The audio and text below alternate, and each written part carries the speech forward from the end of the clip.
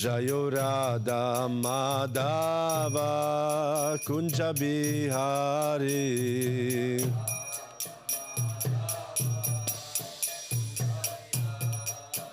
Jayo Radha Madhava Kunja Bihari. Kunja Bihari. Shri Shri Radha Madhava ki Jaya. Grantaraj Srimad-Bhagavatam ki Jaya. Om Namo Bhagavate Vasudevaya.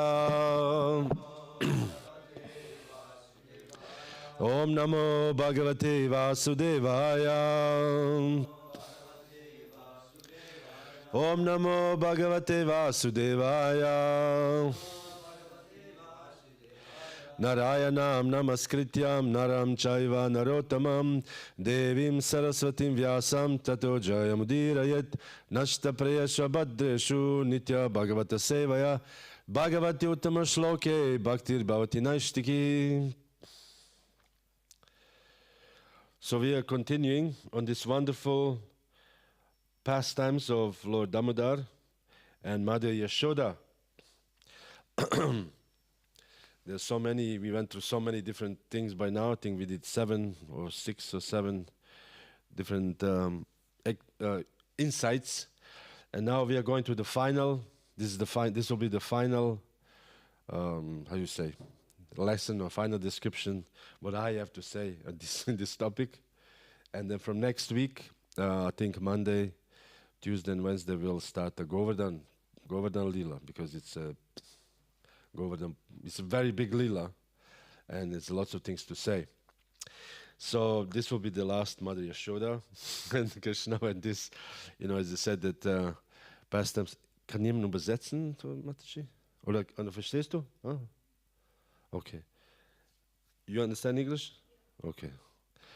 So we are.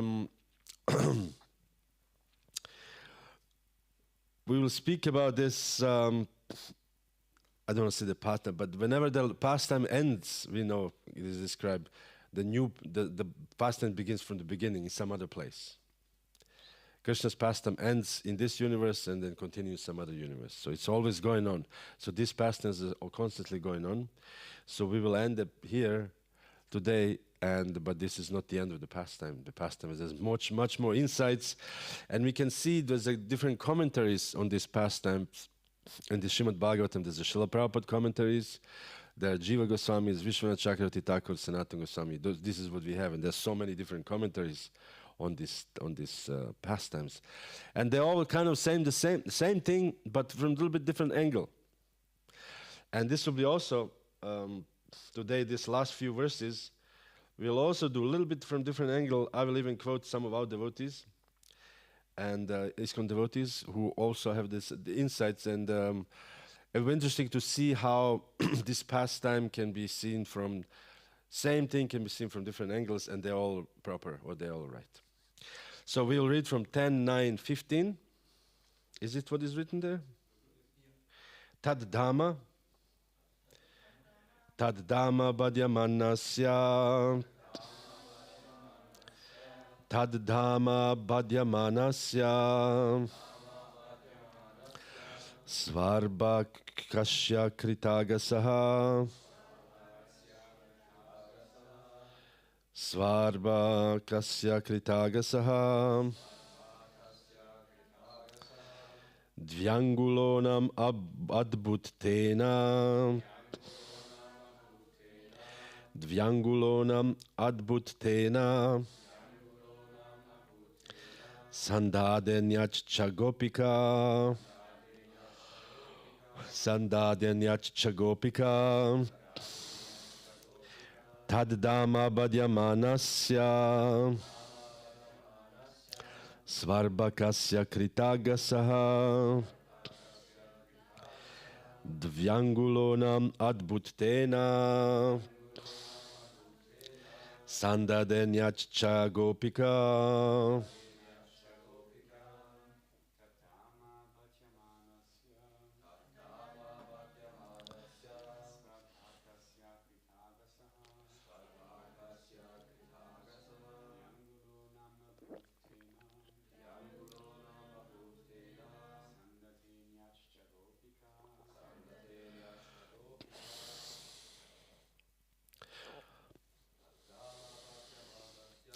Taddama Badyamanasya Svarbakasya Kritagasaha Dvyangulonam Adbhutenam Sandadenyacha Gopika Taddama Badyamanasya Svarbakasya Kritagasaha Dvyangulonam Adbhutenam Sandadenyacha Gopika. Like to try? Taddama Badyamanasya Svarbakasya Kritagasaha Dvyangulonam Adbhuttena Sandadenyacha Gopika Taddama. The binding rope, Badyamanasya, who was being bound by Mother Yashoda, Sva Abrikasya, of her own son, Krita Agasaha, who was an offender, Dvi Angula, by measurement of 2 fingers, Unam, short, Adbhut, became, Tena, with that rope, Sandade, joined, Anyatcha, another rope, Gopika, Mother Yashoda. So I'll read the translation and purport of Srila Prabhupada. When Mother Yashoda was trying to bind the offending child, she saw that the binding rope was short by distance with the width of 2 fingers. Thus she brought another rope to join it. So we know that Krishna broke the pots and fed the monkeys. Yashoda wanted to punish him as a child, so she wanted to tie him, but somehow the rope was short by 2 fingers. Purport, Srila Prabhupada. Here is the first chapter of Krishna's exhibition of unlimited potency to Mother Yashoda when she tried to bind him. The rope was too short. So this was the Krishna's unlimited potency. The rope was short. The Lord had already shown his unlimited potency by killing Putana, Shakatasura, and Trinivarta. Now, Krishna exhibited another vibhuti or display of potency to Mother Yashoda. Krishna says, unless I agree, you cannot bind me. So this is Krishna's potency. You cannot, nobody can bind me. Thus, although Mother Yashoda, in her attempt to bind Krishna, added 1 rope after another, ultimately she was a failure.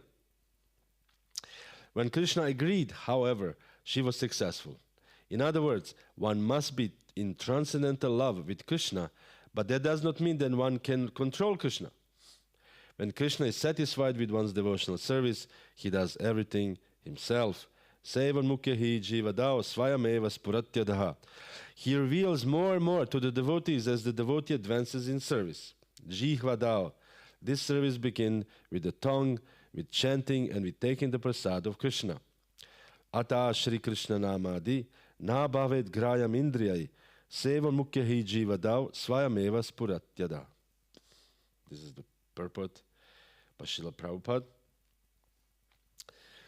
So this is, we came to this kind of like final point that she caught him and there was the whole drama and she wanted to time and somehow it didn't happen. So Mother Yashoda brought more ropes and then she saw that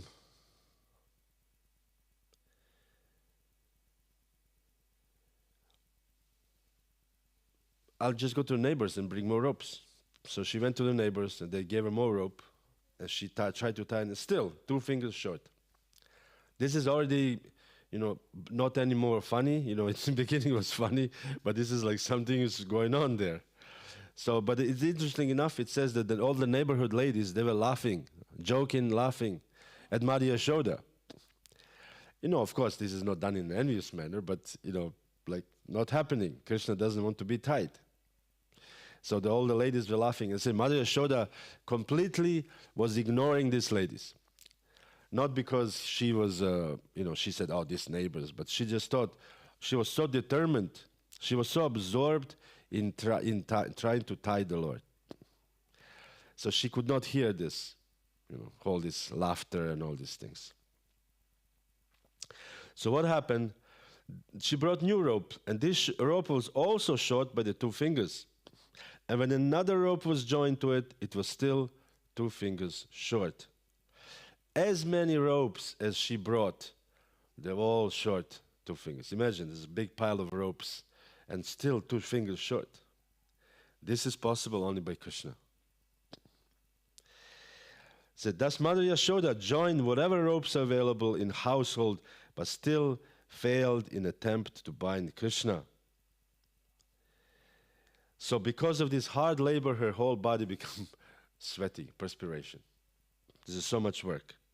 And her flowers were falling from her hair, because we know Mother Yashoda has flowers in her hair.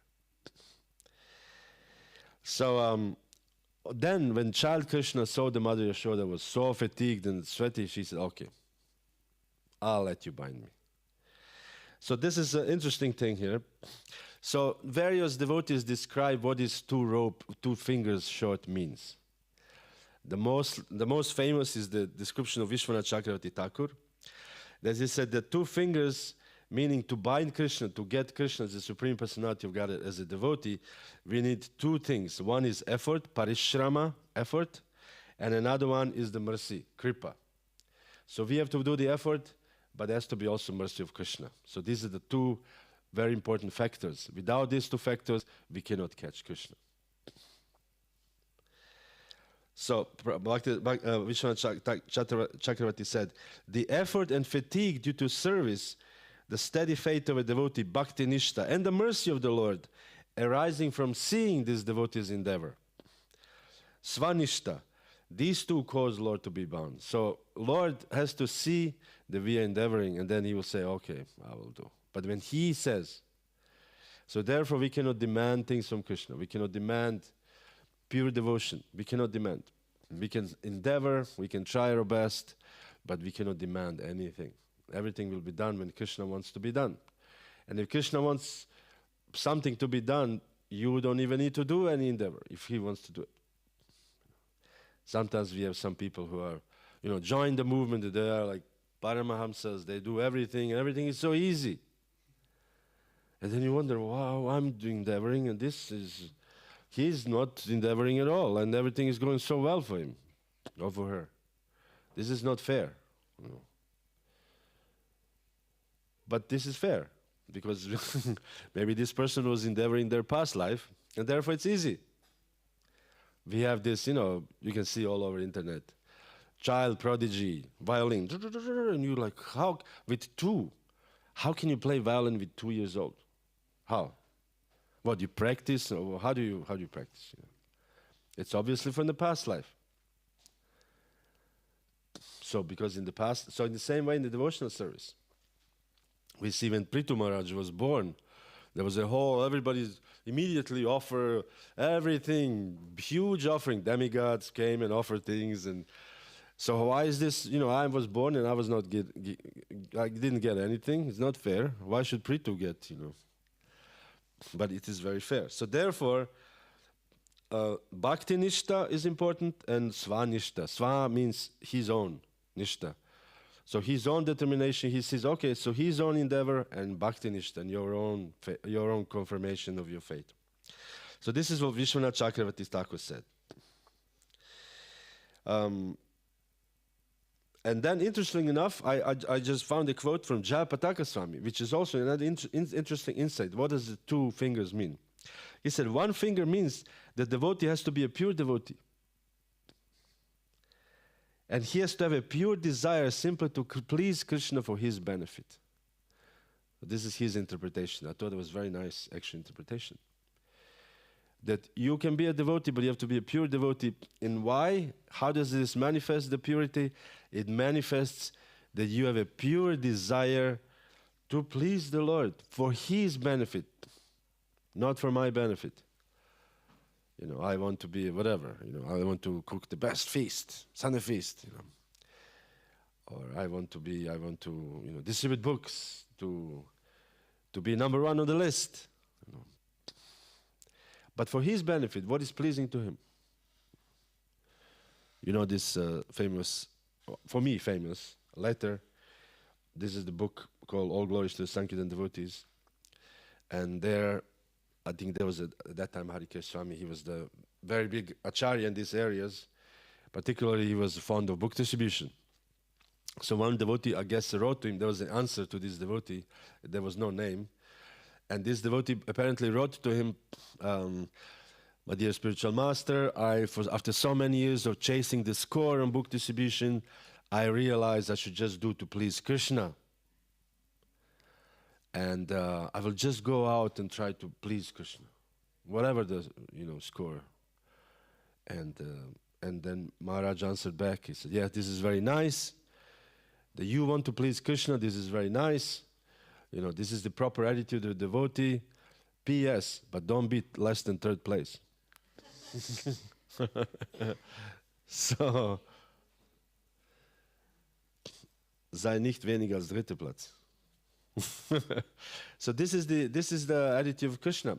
This is pleasing to Krishna, and therefore Prabhupada was very much fond of the Sankirtan newsletter, because he would read, and there was a description that, particularly in book Tamal Krishna Goswami, Servant of the Servant. It's a very good book. I recommend all of you to read it 6 times, because it's very inspiring. The mood was very inspiring.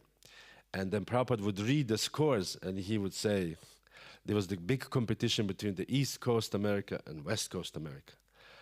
And West Coast America and Tamal Krishna Maharaj's Radha Damodar book distribution party, the traveling buses. So Prabhupada was said, if Tamal loses this marathon, he will get a heart attack. Because Prabhupada, he said, this is very good. Competition, he said, keep on competing with each other. So Prabhupada liked the numbers. Prabhupada liked achievements, you know. Prabhupada liked that somebody opened a new center, somebody opened 2 centers, somebody built a temple. Prabhupada liked this. This is not material. Because last whatever years, you know, we tend sometimes to think that this is material thing. The real thing is in the heart. Yes, in the heart, but how is your heart manifesting, which is pleasing to Krishna? Has to be some external, you know. Prabhupada liked it. So this is what Prabhupada liked it. There was this story of this devotee, Guru Kripa. He was at that time just Bhakta Greg, new Bhakta. You can see it in the memories. So he just came and he was observing who is close to Prabhupada. He said, I want to get close to Prabhupada. But how can you? You know, there are hundreds of devotees always around Prabhupada. So he would think, when will Prabhupada speak to me? I'm a Bhakta. So he would observe and think about it. And then he realized, Prabhupada writes letter to only very few people. And these people are the ones who open centers. So he said, I'm going to open a center. So he went, of course, later on, he became initiated. He and another devotee, I think Mahamsa Swami, I'm not sure, they went to South India and opened several temples. And he said the letters start coming. So he would think like, oh, now this is the formula. So this is the formula. How to please Krishna with your own bhakti nishta, your own conviction in your own bhakti. This which is pleasing to Krishna, this is what Jayapataka Swami said. The other finger, Jayapataka Maharaj said, short means that Krishna has to give permission. He has to give his sweet will. So Krishna has to give permission also. What is this? Empowerment of Krishna? My brain is stopped. Unless you're empowered by Krishna.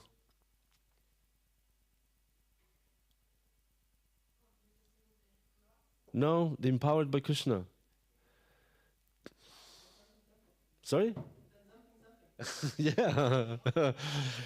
Unless you're empowered by Krishna, you cannot propagate the holy name of the Lord. Man, my brain is not working. Your brain is not working. Unless...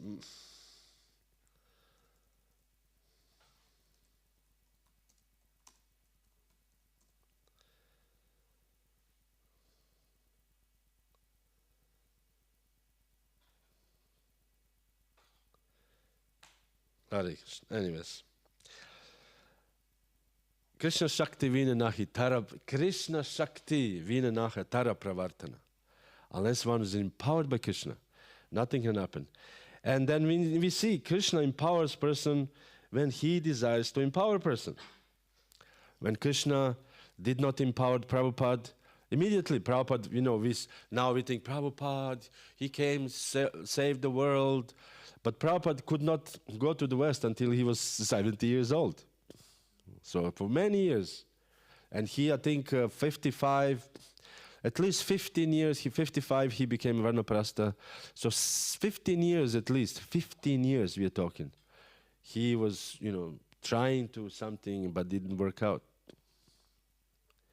Prabhupada sent book to Japan, this book called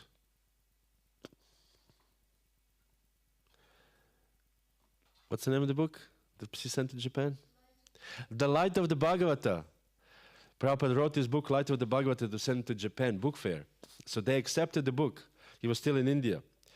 And they accepted the book. They sent him letter, yes, we approve, and we will publish the book, and we will arrange speaking engagements for you. Only thing, you have to pay your own ticket. We don't pay the tickets to Japan. Prabhupada says, but I don't have money. I'm a sannyasi. They said, sorry. And Prabhupada couldn't go to Japan. Imagine. You think, this is it. Finally, the instruction of my spiritual master will be fulfilled. I will preach in the West, in English language, and then no money for the ticket. And he was like, oh. I could imagine this was a very depressing moment. Many would have given up. I would probably give up. Maybe. I don't know. And the next, Prabhupada sent, again, there was some fair, book fair or some kind of a speaking engagement in Trinidad. Trinidad is in West Indies, is near Jamaica. There's this cluster of islands. And Srila Prabhupada sent his presentation, and they said, yes, Swamiji, you can come, and they will even wanted to pay everything. So this time, no excuse, Prabhupada will do it. He would finally fulfill the mission of his Guru Maharaj.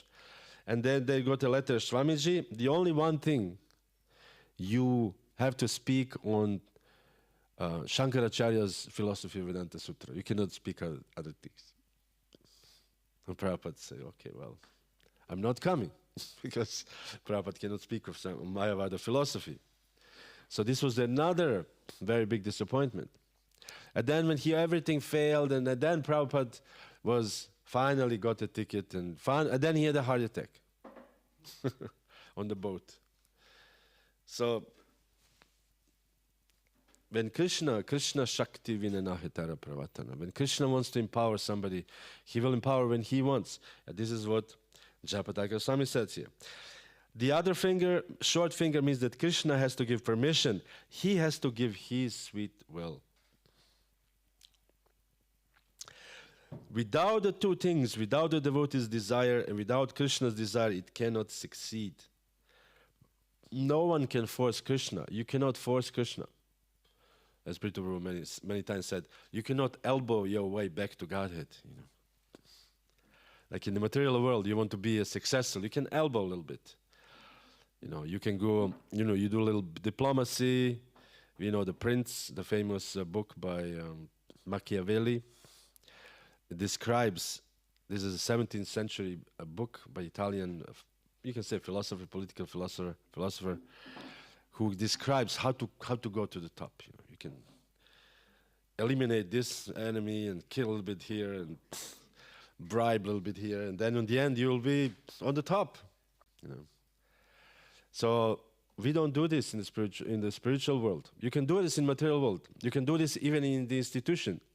You can elbow your way, and you can somehow political ways, you can manage to come to the top. which is in our case, the top is, governing body commission. You can somehow or other do it, but that doesn't guarantee that you become a pure devotee of Krishna. This is nice, it's valuable service to Krishna, but Krishna wants only bhakti. Bhakti mama vijanati, yavanaschasmi tattvaha. Krishna wants only bhakti. So therefore, has to be Krishna's sweet will. Krishna has to, and there has to be our desire. And Krishna reciprocates with our desires. If you have a material desire, Krishna may give you material desire. But this is good for you. Krishna said in the Bhagavad Gita, in the Bhagavatam, and Prabhupada says, Krishna says, I am not so full to fulfill the material desires of my devotees. I will better cut it so he can make progress. Or she can make progress. So, this is the Japataka Sami. Then Vishwanath Chakravarti Thakur says again, the small form of the boy was still all powerful. Although he was baby, he was still all powerful.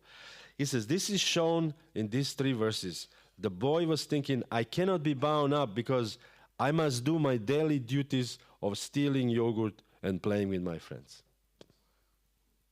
So Krishna said, I'm busy, I cannot be tied.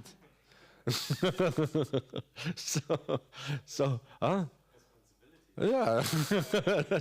Everybody has their own responsibilities. So how can you be tied and monkeys are waiting, stealing yogurt, so he has to do. So this was Krishna's mentality. No, I'm not going to be tied.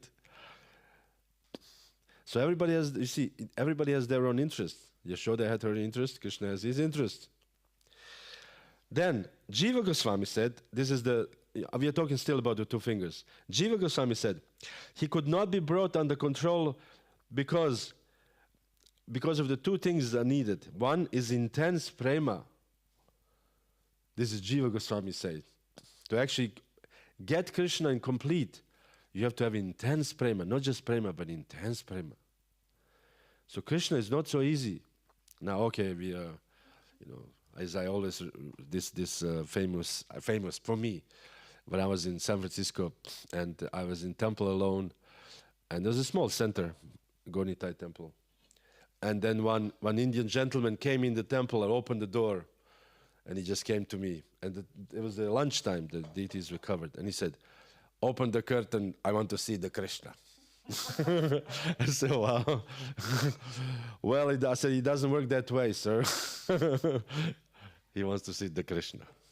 I said, well, it doesn't work that way. So you have to wait for Krishna's mercy, for he can reveal himself to you. Like right now, Shishi Praladni Simadeva Kija. We can say, I want to see the Krishna, but if Krishna doesn't want to open the curtain, he will not open the curtain. So this is Jiva Goswami said.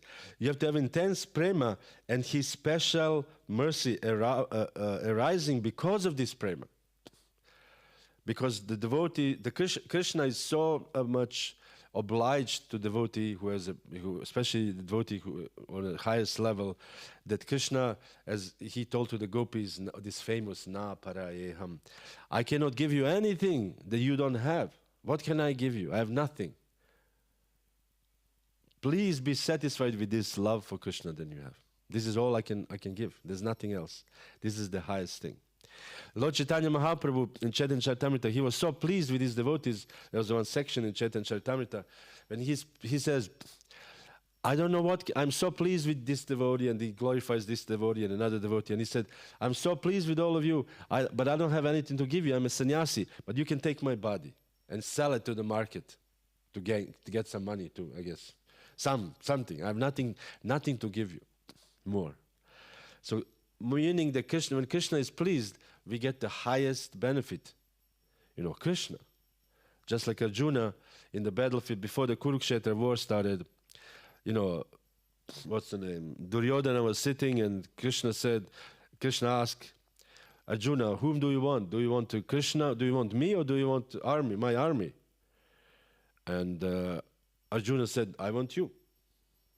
And Duryodhana was like, oh, this fool, want Krishna. I get his army, much more valuable. But this was the wrong thing. So getting Krishna is something very extraordinary. So this is a Jiva Goswami. Sanatana Goswami, he was so pleased with his devotees. He was so pleased with all of you. I don't know what, I'm so pleased with this devotee. But you can take my body and sell it to the market to get some money too, I guess. Something. I have nothing to give you more. So meaning that when Krishna is pleased, we get the highest benefit. Krishna. Just like Arjuna in the battlefield before the Kurukshetra war started, Duryodhana was sitting and Krishna asked Arjuna, whom do you want? Do you want Krishna? Do you want me, or do you want my army? And Duryodhana was like, oh, this fool, yet another twist to this, what is the two-finger means. The two-finger, according to Sanatana Goswami, means that Krishna cannot be attained by jnana and karma. So to be bound means you need jnana, karma, and bhakti. So bhakti is like a rope, and these two, jnana and karma alone, they cannot get Krishna.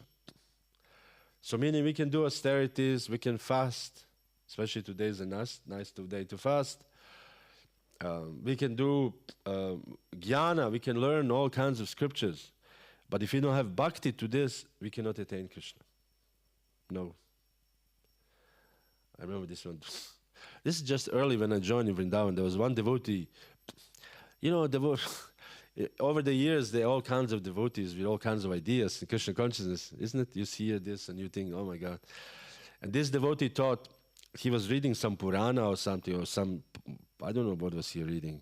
So he thought he will live by drinking one palmful of Ganga water. And just like this, because he read some sage was living like this, he wanted to be. So he went to Ganga, and then he would do this, and after like 1 week or 2 weeks, the ambulance brought him to the hospital, and you know, I have IV, you know. So much for your Ganga water, you know. We cannot attain Krishna by jnana, by this, by doing austerities. We cannot achieve Krishna by learning so many shlokas. And we cannot achieve Krishna by doing karma, also so much work, unless there's bhakti. So all these things, whatever we do, therefore needs to be connected with bhakti or devotional service. And therefore, we, like yesterday, Sanjay Prabhu was giving a very nice lecture and explaining how bhakti is very important. And there's aspects of bhakti described in the nectar devotion. And this nectar devotion describes, do this, don't do this, don't do this, don't do this. Very easy. Smelling the flowers, smelling the incense, carrying the garlands of the Lord. This is all bhakti. Seeing the Lord, offering obeisance to the Lord, not sitting back to the Lord. I hope I'm not. You know, not passing airs in front of the Lord, whatever. Not chastising somebody else in front of the Lord. Not glorifying anybody else in front of the Lord. And so on and so forth. And chanting and hearing and Tulsi worship. All these things, 64 items, the items that this is bhakti.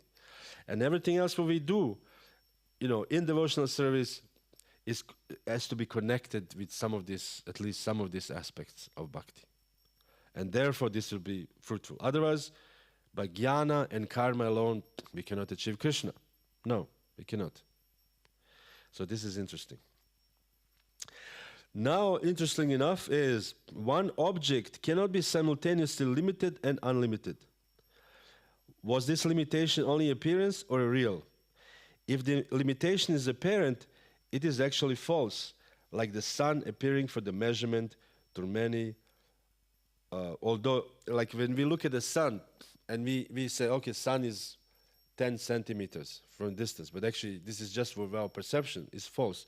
So I said, if the body is this limitation is apparent, like if Krishna's body is just limited like this, as we see as a child, we can time, that means that it is false, because Krishna's body is ultimately unlimited. So this is the question the acharyas are asking: is Krishna's body actually limited or is it unlimited? So this is the interesting question, because people want to know about God. So they ask, you know, is he unlimited, or if he has a body, they ask, how is this body? How can he, like even Lord Brahma was confused as a small child. How can small child be God? How is this possible? How is this possible?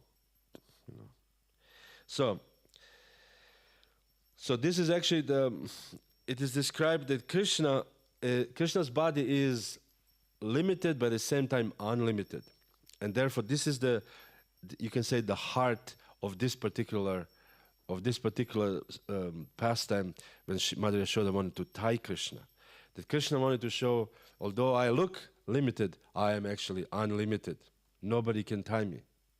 And therefore, interestingly enough, who was it? I read yesterday that some Mayavadis were saying that Prahlad Maharaj is seeing Krishna everywhere.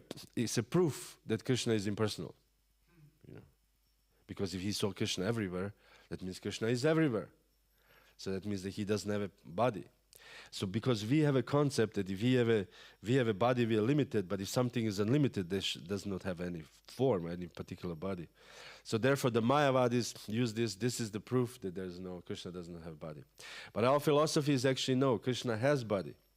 But Krishna's everywhere, expanding everywhere, which is also part of his body. So this is the very difficult to understand. Therefore our philosophy, as Chaitanya Mahaprabhu calls it, Achintya Beda Abeda Tattva.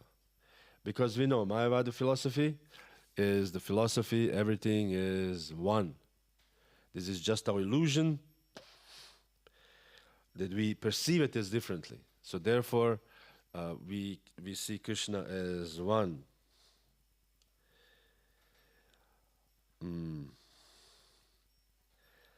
But our philosophy, this is Vedanta philosophy by Shankaracharya. It's called Mayavada. Everything is Maya. Everything is illusion. So once you realize this is illusion, then you will realize what is everything. It's so many holes in this philosophy, but anyways, I'm not going to go into it. But so later on, Ramanujacharya came and he brought other philosophy, Vishishtadvaita philosophy, which means yes, everything is one, but still in this oneness, the jivas are different, more or less. I'm not paraphrasing, but something like this. So then Madhvacharya came later on, 200 years later or so, and he said, no, everything is two. And you can see Madhvacharya sits like this always, with two. It's not sign of victory or love, whatever, peace. You know, the hippies, peace. No, Madhvacharya sits like this. Two. No, two is different. Dualities. There's a God and there's a jivas. They're two different entities called Dvaita philosophy. So, two. So Lord Chaitanya came and he brought this Achintya Beda Abeda Tattva. It's one, but it's also two. And this is Achintya. This is not possible to understand. Therefore, Achintya. Because there's one verse here. Says, Yena svarochisha vishvam rochitam rocham yaham yatarko gnir yatasomo yataraksha graha tarkaha. I create, Krishna said, after, no, sorry, this is Brahma, Lord Brahma is speaking. He says, Jaya, you see, Nrsimhadev disappears at his own sweet will. Lord Brahma said, I create after the Lord's creation by his personal effulgence known as Brahma Jyoti. So first, Lord Brahma said, everything is done by Brahma Jyoti. Everything is actually pervaded by Brahma Jyoti. And therefore, on this, I create. Otherwise, it will be not possible to create. Because something has to be contained somewhere. There's a little bit of philosophy here. You know, it cannot float in nothingness. And everything is actually Krishna and his effulgence. Aham sarvasya prabhavo. Krishna's Brahma Jyoti is everywhere. So, Brahmano hi pratishtaham. Krishna is actually basis of this Brahman. From him emanate this Brahman. So I was speaking about auras yesterday or day before yesterday, how we have auras and people can see your aura. But at the same time, Krishna is his own aura, but the only thing, this aura is everything, is a golden rays. And so this Krishna emanates sva rochisha. Rochisha means, in Sanskrit, means luster or your effulgence. And sva means his own. So this is the important words to learn, sva rochisha. Krishna is sva rochisha. He emanates his own luster. And therefore Krishna is everything, which at the same time, he is also localized. So emanate, this is the word here. And Prabhupada says this is very interesting. One should not expect the Lord to create like a blacksmith with a hammer and other instruments. I will actually one day, I will sit and I will read all Prabhupada's books and find the humorous statements. And this is a very, very humorous statement, isn't it? Prabhupada said, one should not expect Krishna to create the world with a hammer and other instruments. Like in the Bhagavad Gita, that he said that some people, some philosophers or whatever in purport, he said they think that the earth is carried by the Atlas. I think this is Greek philosophers. And he said this Atlas must be very tired, Prabhupada. And there's so many humorous statements actually of Prabhupada, very humorous. So this is one of them. He said the Lord creates by his potencies. So everything is actually Krishna. Krishna is such an amazing personality that he actually, although he's everything and his body is everything, he still is separate himself from this everythingness and lives in the spiritual world and creates and everything, does everything by his potencies. It's mind-boggling. So therefore, when you want to argue with the atheists, they say, I don't believe in God. No, you don't believe because you don't know God. If you would know this, then you think like, that makes sense. That actually makes sense. And therefore, for us devotees, we should learn about Krishna. Janma karma chame divyam. Janma, his birth, but he's also very, very complex. Very complex. How did he appear? How he appeared in front of Mother Yashoda, Mother Devaki and Vasudeva in four-arm form with club and everything. And he said, I am your son. It's difficult to understand. And then, the whole thing, why would he be afraid of Kamsa anyways? Why would he be afraid of Kamsa? He's God, he can do anything. And why would the whole drama with Vasudeva carrying him across Yamuna? And who understands the Krishna's karma, Krishna's activities, how Krishna creates. This is amazing activity. Krishna creates the Chaturvyuha. This is very difficult to me to understand Chaturvyuha. But, Sankrishna, Pradyumna, Aniruddha, 4 times quadruple forms. 4 times. Any understanding of you, Ananda? You have a... 4 times Chaturvyuha. so, okay, what is the, anyway, so many things we do not understand. But by understanding, there's a logical, this is I think in Chaitanya Charitamrita, Krishna's Kaviraj said, by understanding this a small sample that you see that it's a functioning or working properly, you could assume that the rest is true, something like this. Like if you take a drop of the ocean, if it's salty, you would assume the whole ocean is salty. You don't need to go, okay, let me try this in ocean here, this ocean there. If the ocean from one drop is salty, you would assume that everything is salty. So if you see the sum of the purports or verses of Bhagavad Gita applies in my life and worked, they're true, so I would assume that the rest of the Bhagavatam is true. Although I may not understand, because otherwise, if sometimes people say, did you see the soul, or did you see God, or as Prabhupada said, Prabhupada would say, yes, but what does that mean to you? So did we see again Shishumara planetary system? Very difficult to explain. First of all, it's very difficult to explain what is Shishumara planetary system. Some people think it's a worm. Some people think it's a crabs. Some people think it's a dolphin. Some people think it's a makara. No, there's no really clear. I remember we were studying this, 5th canto. It was very difficult. The movements of the sun, the movements of the moon, very difficult to understand. Real difficult. And then the whole different dimensions, the Ilavrita Varsha, the local mountains. It's very, even this one material universe is very difficult to understand. There's scientists who are studying the cosmos for so whole life and didn't understand much. And what to speak of Krishna, who creates millions of universes. Ananta Shesha is sitting, and all material universes are sitting on his head, and he doesn't even notice it. Imagine this. Ananta Shesha, and he's just and Erweiterung is expansion of Balaram. So these things are very difficult to explain. Therefore, we don't get too much into this. We know the philosophy properly. We know the creation. We know the expansions of Chaturvyuha. But we serve Krishna to actually develop love of Krishna. And this love of Krishna, we can see on ourselves that this bhakti, it works. And then we at least get detached. I was reading last night in the library, in the Brahmacharya ashram, when I'm sleeping, by the way. There's another Krishna's old room. um, the teachings of Lord Kapila. And Lord Kapila says, the more one practices bhakti, the more detachment he feels from the material world. So this is the actual formula. How much attachment I have to the material world, how much detachment I have from the material world. And once Tamal Krishna Goswami told Prabhupada, this was in when there was a big battle for the Radha Rasa Bihari in Mumbai.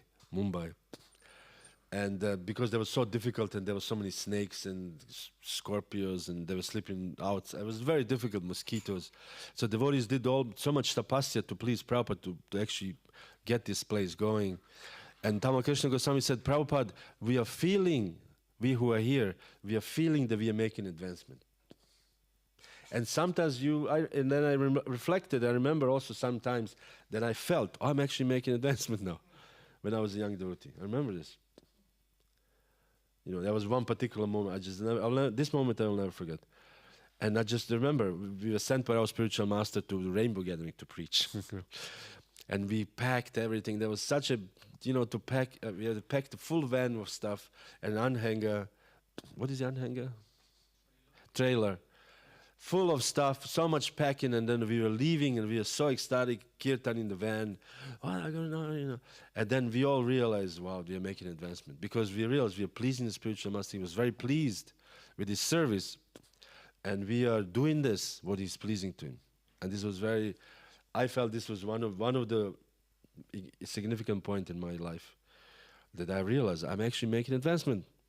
Not that you are puffed up about it, but it is true. Because otherwise, what is the use of practicing bhakti if you don't make any advancement? And when you see, for example, I was here some years ago and I came back and I saw the same devotees I knew years ago, and you see, wow, this person has made so much advancement.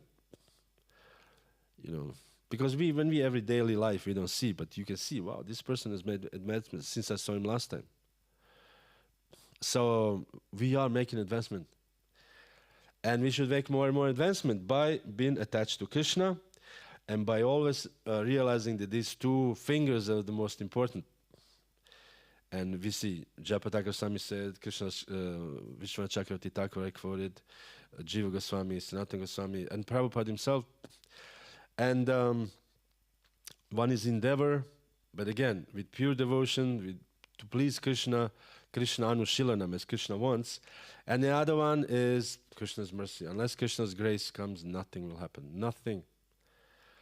But we should not be depressed that we say, oh, Krishna, oh Lord, why hast thou forsaken me? Whatever. If it's true that he ever said this. But we should not think, oh, Krishna doesn't exist, or look at me, I'm doing so much service for so many years and I'm still not advanced, It will all summarize in the end, kasebon. When we finish, there'll be kasebon. Kasebon? Kasebon is when you go to the cashier supermarket and just press this, and then the end, and then it comes out, this paper comes out. And this will be done, all the receipts, whatever we have done for Krishna. Oh, you have 7,028 devotional points. Whatever, however Krishna counts. But this will be that. This will be there. So as Prithu Prabhu was always saying, there's nothing to it but to do it. Devotional service, we have to do it. And then maybe we'll be also attached to Krishna one day. And for the end, I should just say that it was the Prabhupada I wanted to quote. Oh, here. There was an article by, I don't know who wrote the article. It said, why did Srila Prabhupada speak so strongly against Mayavada? Because Prabhupada was very, very heavy against Mayavada. We know this one, Mayavadi was speaking, Prabhupada took cartels. No, this is a different story. But he did not like. This was the particular instance here. This was in Hong Kong, I think, in Japan. And Burijam Prabhu narrating this story. I think he was even in the book called My Glorious Master. We all also recommend to read. And Srila Prabhupada was sitting there, supposed to be some kind of a speech of different religion, like Indian religion or something like this. So there was some Swami, Mayavadi Swami. And he would speak, and Prabhupada, after a few sentences, he said, let's have a kirtan. And he told, I don't know who was, start kirtan. And the devotee started kirtan, and he cut the Swami, not even in the middle. He only said a few sentences. So all the guests were a little disturbed, what's happening? Prabhupada didn't care. No. And then Prabhupada says here later on, he said, he could not tolerate the Mayavadi sannyasi. He said he could tolerate him sitting there, but when he started speaking, he said when he started speaking, the Supreme Lord has no form, no senses, could not talk, and so on. He could not tolerate him anymore. So you would say, we should be equiposed, Brahma-bhuta, Prasanatma. But Buddhism Prabhu said here that Prabhupada said this because he had so much love for Krishna, and he could not tolerate speaking anybody against his beloved and most beautiful Lord. So he said this is actually showing his level of attachment to Krishna. So this kind of you can say, this attachment to Krishna we try to develop, or we hope to develop one day. And yes. And for this, we need to renounce material world, vitaraga bhaya krodha, maya mam upashrita, bhahava jnana tapasaputa, madbhavam agataha. We have to be free from attachment, fear, and anger, to be fully absorbed in Krishna, and to take refuge in Krishna. And this is the formula. Free from material attachments and anger and fear, and be fully attached to Krishna. So therefore, this pastime, to conclude, these pastimes of Mother Yashoda, binding Lord Krishna, is a wonderful pastime. First of all, it's a very sweet pastime, because it's in Vrindavan. Everything in Vrindavan is sweet. Madhu Puri, it's called. Madhu means honey. Everything is sweet like honey. Imagine. Vrindavan, everything is sweet like honey. And this is one thing. And another thing, there's also educational. Educational is this, trying to tie Lord Krishna, and he did not want to be tied for whatever reason. First reason, he wanted to play with his friends. He said, I'm not going to do this. Not afraid, with the monkeys. And we know the Mother Yashoda called him, I read it yesterday, or the day before yesterday, the Mother Yashoda called Krishna. Anybody knows? You friend of the monkeys. He said, well, you breaking the pot, you friend, huh? You're a pot breaker and you're a friend of the monkeys. This is very nice. Our Mother Yashoda is actually so intimate with Krishna, she can call him you pot breaker and friend of the monkeys. So, the intimacy between Mother Yashoda, the Mother Yashoda as a pure devotee brought glories to Krishna. Yashoda means wants to give glory. She got Krishna more glorious because she showed that Krishna can be caught only by pure devotion. And that he's, you can say, easily caught by pure devotion. And nothing else. So this is our lesson, that we should become, as Jayapataka Maharaj said here, pure devotees. Where is it? I thought it was a nice quote. I don't know, where is it from? It's Sunday, May 11, 1980, Jayapataka Swami. One finger means the devotee has to be a pure devotee, and he has to have a pure desire simply to please Krishna for his benefit, for Krishna's benefit. So this is the essence, I thought, of all this pastime, that we have to become ourselves this pure devotee and to desire to please Krishna, and then Krishna will be bound or whatever we want. All right, I think this is be it. Anybody like to? Yes, Prabhu. According to this, what you make beforehand, elbowing his way back to Krishna, or Sorry?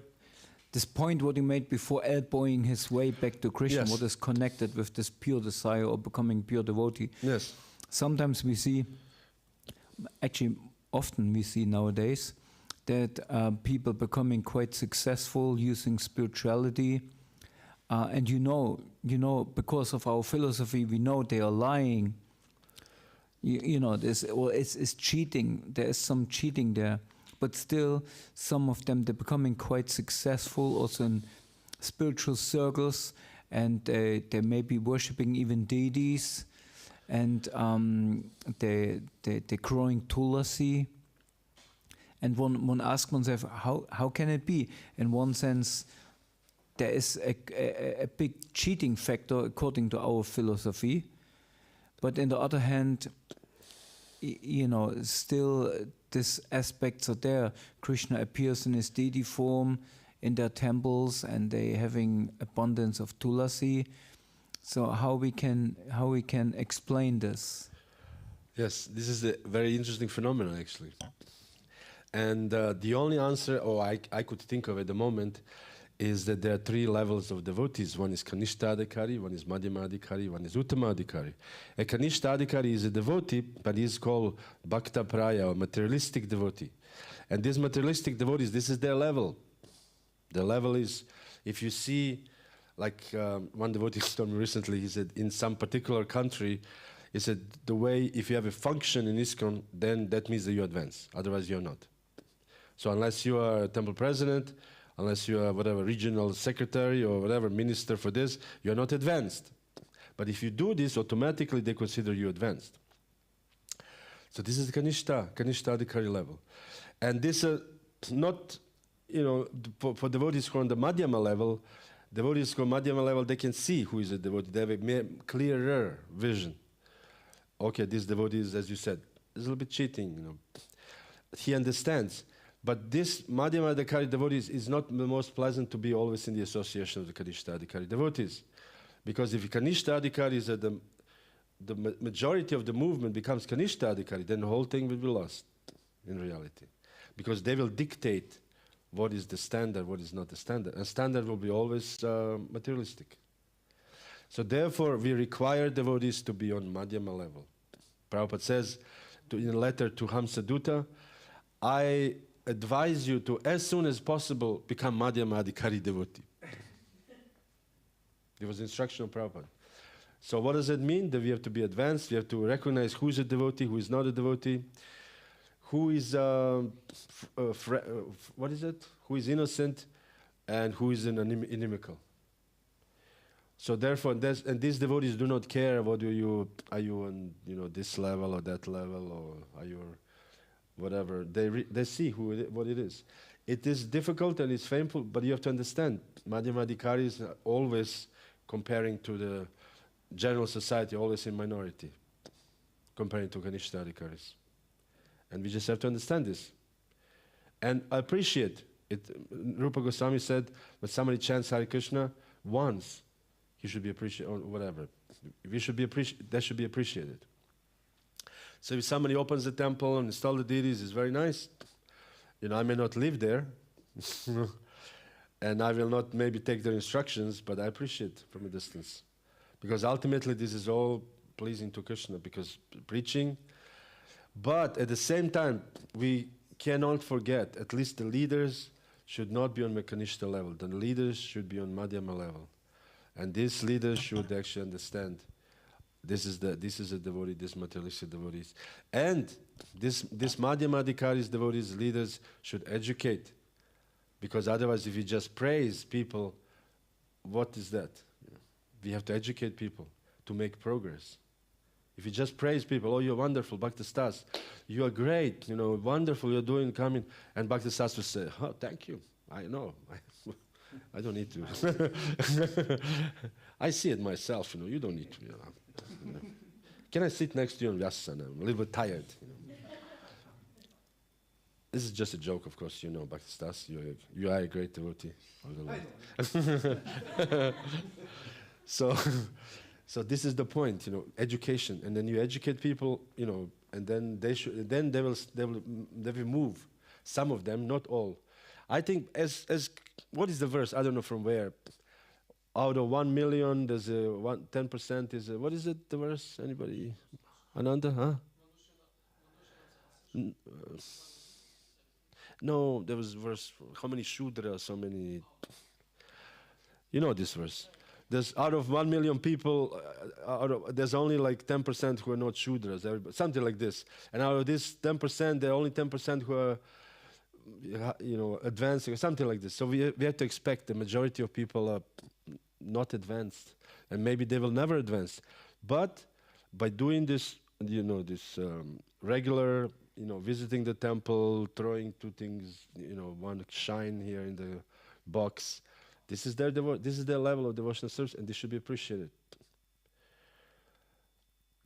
It's a more complex topic, of course, but something like this. Madhyamadikari should know. Madhyamadikari should know what is what. And therefore, Madhyamadikari, as a preacher, he should not be they should not be attached. Nadanam najanam na sundarim. Because if you're attached, then you will not say. Because if you're attached, like I see, he has this problem, and I will not say it because, maybe I will not, whatever. The reason I will not get benefit, then this is not, you're cheating also. We know Bhaktisiddhanta Saraswati was sitting, Prabhupada tells this story. You remember this story? Prabhupada was sitting next to this rich man who given at that time 100 rupees a month. Probably was huge money. And then Bhaktisiddhanta said something and this man did not hear him. And he asked Prabhupada, what did he say? And Prabhupada cut him immediately. Bhaktisiddhanta, he said, Naren Babu, you think you can buy me with your 100 rupees a month? And Naren Babu was like shaking, Of course, we don't do this, but the point is that one should not be attached. And because if you're attached, how will you teach others to be detached? And therefore we require brahmanas, who are actual brahmanas, who are not, brahmanas are not attached. They don't care. Yes. But when, for example, you see somebody else is deviating, maybe philosophically, going in a strange direction, and spiritual practice also is kind of deteriorating. Yes. So, for the sake of relationship, should we speak the truth, or should we kind of be polite, leave the door open, and wait till the realization bring them back? This is the expertise of Madhyamadikari. Madhyamadikari is an expert, and he understands. Okay, he's going to leave or whatever, or he's already gone. So I will just keep friend relationship because it's good to, as you said, keep the door open. But if you see that this person is still bewildered, and I can maybe do something about it, then you just say, "This is nonsense." So it's like this is what Madhyamadikari means. He understands who is a devotee, who is a non-devotee, who is innocent, and who is envious. This is the Shastra. So we immediately understand. Okay, this guy is gone.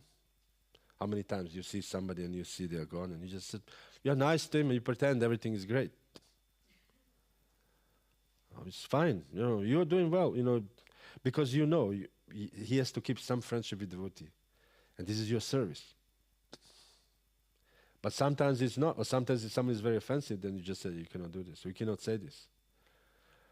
And therefore, Madhyamadikari.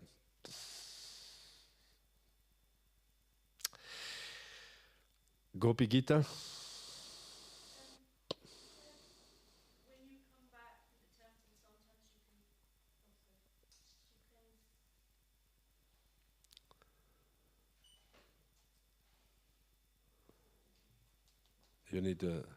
You need two microphones to be successful. Like Maria showed that 2 fingers. just when you see a devotee and you can see how they are advancing, what is it that you see? What is it that you see? Yeah, because What we see, or what I see, I think each devotee sees differently. But Prabhupada said, or is also somewhere in the Shastra, I actually just recently found this verse, and I cannot quote it, that the Vaishnavas see other people by their physical signs. By their how their body looks like, their body limbs. And you can judge people by seeing their physical form. And for example, you see somebody's head is very shiny, For example, to me, that means that this person is sincerely practicing, chanting, like you see Subal Gopal, a very shiny head. So for me, this is a sign. you know. And if somebody, you know, or their eyes, if they see, if they're confident, if they're looking straight, you can see. And somebody's looking down, cannot look at you, and you know there's something you have to hide. For example, also some other bodily forms, you know, I don't know. I personally can see how somebody sits or how they put their hand. You can see, but these things I could see or whatever. I think everybody has a different. But when you do Sankirtan, how do you know who is, you know, you see the people, who you see the faces and things like this. And also you see their enthusiasm. When you see Kripa Sindhu dancing, you know, there's no question, you know. Huh? Yeah, like he's like, doom, doom, doom, doom, and then he goes on. And yesterday we had a kirtan until 5 to 8, you know. You're supposed to stop like 4 to 8. He was like, dum, dum, dum, dum, dum, dum, and Hare Krishna, this very beautiful melody. And so this is sign of ecstatic. Or Ananda Krishna, would you comment? You are the no comment. You're happy with the answer, or no? But you see, this is the one thing, and another thing. Sorry. So many things, and through activity, what do they do? What is their service? What is their service, and how do they do it? And what does this say about Bhagavad Gita? How does he walk? What is the activity of it? How does he walk? How does he speak? And what else? Yeah. So, how do they speak? What do they talk about? They talk about Krishna, or they talk about, you know, oh, we had this and this is so wonderful, and, you know, or they said, oh, there was a really nice article I read about whatever, you know, my health, whatever problem, and then, you know, there's some people talking about health a lot, you know, but no harm, but, you know, you can see by whatever people talk about. I have this one friend in Bulgaria, Pandava, and every time we meet, we just speak philosophy, just that's it. Maybe a little bit how are you, but not even that, you know. Mostly, did you read this? Oh, I read this verse. Oh, I read this verse. This is what we speak about, you know. And then I read something, I tell him this, and he says, oh, this is a very good point. Oh, there's another verse which is connected to this. So this is I see from this, what kind of consciousness does he have, for example? How does he sit? Where do we, you know, do you sit? How do we sit? Do we sit in, also how and when? Do we sit here during the Mangal Artik, 4 o'clock, after Mangal Artik? Or do we never come to Mangal Artik? Or do we, you know, something like this? Then you can see, okay, by activities. Vedasara, this is his topic here. Yes.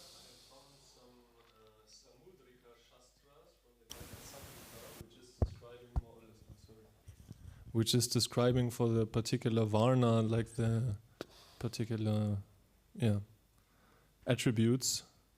You want to hear it? Sure. So for the Brahmana, the feature is he's bright, he has calm eyes, a symmetrical face, and a soft voice. And the interpretation is he's self-controlled, truthful, and wise. Subal description, Sanjaya. The Kshatriya is he has broad chest, strong arms, and a confident gaze. His interpretation is leadership, courage, and valor. Is it Ramanand? It's well-built thighs, firm hands, and pleasant speech. Interpretation, trade, work, generosity. The Shudra is strong limbs, rough skin, simple look, restless. Interpretation, traditional service, labor, humility. Okay, nobody moves now. You know, we Shudras now. Be restless. You know. Samhita, one with a calm forehead, truthful speech, and auspicious eyes, is born with the nature of a Brahmana, peaceful and learned in scripture. He whose arms are long and strong, who is brave and inclined to weapons, such a heroic soul is of Kshatriya nature, excellent in protection. One whose face is cheerful, whose body is smooth, and who loves trade and cows. He is of the Vaishya nature, intelligent in dealings. He of heavy limbs, less intellect, devoted to service and work. Such a one is of Shudra nature, naturally inclined to serve. Jai. Very nice. Thank you. Anybody else? Nanda Krishna? Yeah, Sanjaya Prabhu. Sanjay? I have a question concerning how to follow in the footsteps of Srila Prabhupada and being somewhat uncompromising towards the personalist philosophers. In specific, we have many guests from Indian background, and there are also different kinds. And sometimes you talk to someone and it comes out like he's really a Maya, and you thought, yeah, let's leave it to friendly, let's leave a good impression for their visit, and then they start preaching. So maybe it's the same question in your head, how to be expert. The answer is the same. Madhya Madhikari is expert. And you have all kinds of books there in front. Just give him a book, convince him to buy a book, and then let the Prabhupada preach to him in a piece. Because people don't know, actually, in reality. People have no idea, you know. They heard from the guru, their guru said, but if you convince them the otherwise, they will believe in the other things. People are not philosophical. Most of the people are not philosophical at all. They heard from somebody who has heard from somebody. And we said, actually, this Brahma Jyoti is Ausstrahlung. Oh, yeah, okay. And if they're not, they'll be inimical. But there will be very few people who actually really care about philosophy in reality. Very few people. Remember once when every time before when I was distributing books on the street and somebody says, I'm a Buddhist.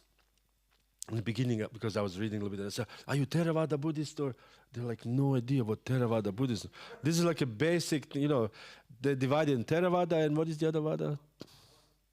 But there's two main, Mahayana and... Yeah, so I asked, and they have no idea what that is. This is like a basic thing. You cannot be Buddha, like this is like a... Is this if somebody say, I'm a Hare Krishna? I said, really? Are you following Prabhupada? And I said, who's Prabhupada? Something like this. They don't know basic thing. So then I realized after some time that people don't know. So when they say I'm a Buddhist, then they say I'm also similar to Buddhism. And I say, oh, okay. They don't know. People don't know. Once we were walking, I was walking in Dhoti on the street because orange, you know. And one man in Tennessee, you know, Tennessee is like a not, how do you say? Anyways, I don't want to offend Tennessee. Tennesseans. But then the one man came and he said, are you guys Buddhist? I said, yeah, something like this. I said, oh, really? I said, yeah, come here, I'll show you a book. They don't know. If I said, no, we are, believe me, not Shunyavadis, you know. I said, no, something, you know. Because even, you know, you can say devotees who join, they have all kinds of misconceptions. So it takes some education. Even if you do Bhakti Shastri. I was listening again for the 50th time, the seminar of Ravindra Sarup Prabhu on Mayavada. It's a wonderful seminar. And he said even many devotees, you know, it's difficult to understand these concepts. So therefore we need to hear over and over and over and over and over and over again. And for the end, when I was distributing books in Philadelphia airport, this was very interesting. I did like maybe 6 hours, 7 hours of book distribution. So first 5 hours, I did maybe 2 books, 3 books. It was so tough because at that time the airport was going only the business people. And they are like impossible to stop, impossible to distribute book to. No one will listen. And then we have 1 hour when the army airplanes are coming. So we have to run to the other wing of the airport and wait in this other, you know, how do you call this? Gate, terminal. So the army come. And in this 1 hour, you do like 20 books or 30, 25, 30 books. Because everybody buys. But then we realize, we look, and then you see by the face who is a young bhakta in the army, who are the older guys, you know. So the young, they're all like this innocent face, you know, uniform, but you know, carrying 35, 50 kilos in the back. And then you just approach them and you say, this is a Bhagavad Gita, Arjuna is a warrior. And he says, oh, really? Wow, okay, I'll buy it. You know? So we could do like many Gitas like really fast. But then these older guys with second year or third year soldiers would come, different, how do you say that, different flights. And you see they don't take any books because they're convinced in their own. So like this.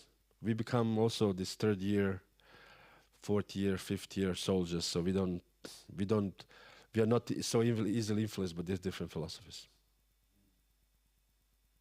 But until that happens, we have to learn the philosophy. We actually learn. We have to learn. Even if you're not a philosopher, you have to learn. Because if you chant Hare Krishna, say, oh, Hare Krishna is wonderful.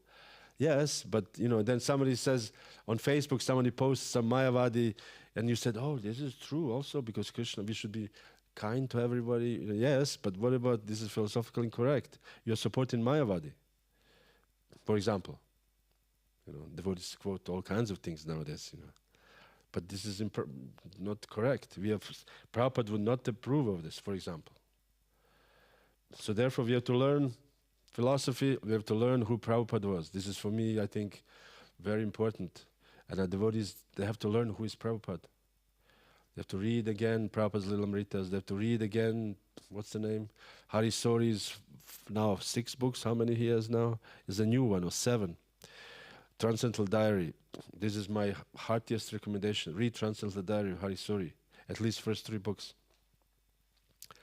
Then you learn who was Prabhupada, what Prabhupada wanted. Servant of the Servant, our Krishna Goswami, ISKCON in the 70s, Satsarup Maharaj. These are all important books we should read to learn what is ISKCON, what Prabhupada wanted with this movement. Once I was, recently I met somebody, one devotee, and he said, oh, you're so many years in the movement. I said, yeah. And he said, you must have been to so many kirtan melas. So I was thinking, I said, nah, I've been to a few. I have to be only few. But the point is, I'm not a musician, but the point is that this is the ISKCON he knew. This is the ISKCON he knows. It's not wrong. He doesn't know any ISKCON. He doesn't know, Tamal Krishna Goswami and all the heaviness in the 80s and 90s and massive book distribution and heavy temple price, all these things, GBC and strong education and so he has what ISKCON he knows. He joined like maybe last year or 2 years ago, and he thinks Kirtan Mela is the top. I'm not against Kirtan Mela. I'm just saying that this is how he perceives what ISKCON is. So therefore, I think for the new generations or upcoming generations, there has to be education. Who is Prabhupada? What he wrote? Why did he write? The history of ISKCON also would be nice to know. And what is Prabhupada's, Bhakti Vikas Swami wrote this book, Mission, Mood and Mission of Srila Prabhupada, 2,000 pages. Anybody read this yet? No? Daruka read it. Yeah, 2,000 pages. That'd be interesting to read, 2,000 pages. I mean, just that he wrote 2,000 pages for me is like an honor. Like somebody wrote 2,000 pages. Anyways, it's 9:11. I thank you very much for your attention and Hare Krishna. And this will be the end of the Madhya Yashoda's pastime for this time. And on Monday, we'll start with Giriraj Govardhan Ki Jaya. Haribol. Srila Prabhupada Ki Jaya.